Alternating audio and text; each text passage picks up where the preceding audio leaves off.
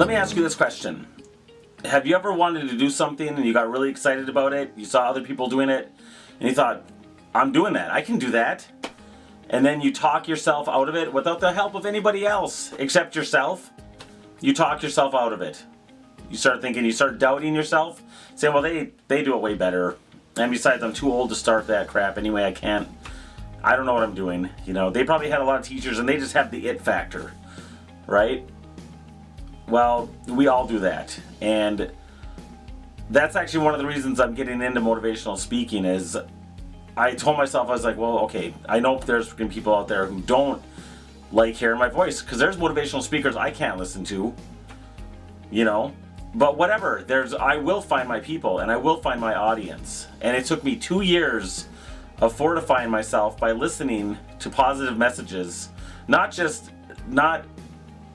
like meditations or anything like that. That may work for some people. It doesn't work for me. I can't listen to people just saying, you can do it. I hate insincere crap. Okay, so when I listen to speakers, my favorite thing is to hear how it was when they started out. What was it like? You know, when you book gigs and nobody shows up, or you book a gig and they call you back and say, I'm sorry, we're gonna go with somebody else, you know? I know these things are gonna happen, but I'm ready for it. I'm ready for all of it right now. Because, why? Because I've made myself listen to things that lifted me up. So what I would tell you out there is, especially if you have a dream, or if you don't even know what your dream is, but you just have this energy, dude, especially when you're younger, you got this energy, you don't know where to direct it. I'm 45, and I'm refinding some energy by doing this. As much as I love the band, you know how much I love to play, I want to do double-nighters every weekend. I am more excited about doing this because it's all me. I don't have to worry about 4 or 5 other people's schedules, okay?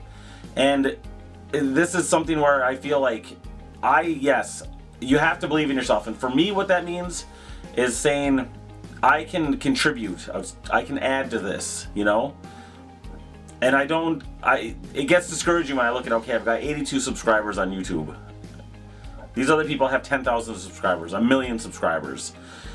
What I'm telling you is when you get started with that, don't even look at the numbers. Put out the work, get good at it, believe in it, stand by it, and just do it. Keep your head down and just go for it. Because if it feels good to do it, you're going to be excited. And one thing I saw on Facebook today that I liked is that you invest in yourself until other people are ready to invest in you. It's not easy. We have to combat our mind. Our mind is not necessarily our friend. Think of how often our mind goes to the negative, to the dark places all the time. And if you question that, if you think that's not true, think about this. Have you ever fallen asleep while driving? What is that all about?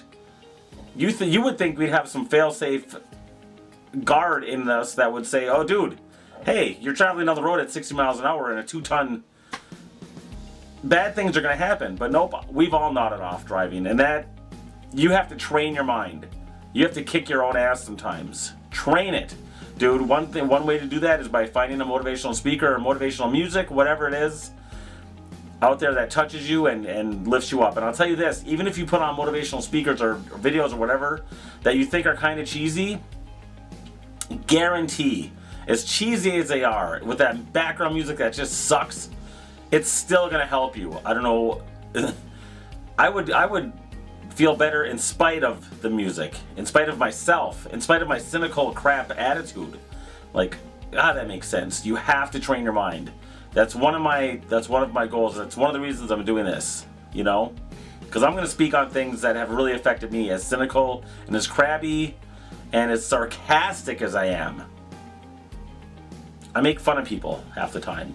So, but at the same time, when your world starts to crumble, I would go running for YouTube and type in motivational videos, put on wherever I could, and I would force feed my mind, and God bless it, they did help. So that's what I'm saying. Take control of your mind, because if you don't, it's going to be a runaway train. You're going to think the most negative thoughts ever. I don't know why God hardwired us like that, but maybe it was so we would take control and realize that, hey, we do have control of this area. I'm telling you guys, don't talk yourself out of something. If you got something that is constantly, you keep thinking about this business, this job, this band, this girl that you want to date, this guy you've been wanting to ask out, whatever it is, dude.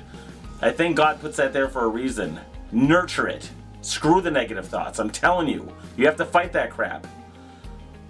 So that's my message for today. You can. I don't want to. I'm never gonna give you guys some sort of pithy, P-I-T-H-Y, not pissy, pithy, which is short and insincere advice. I'm not just gonna tell you you can do it and have that be the end. I'll tell you why you can do it and why aren't you doing it.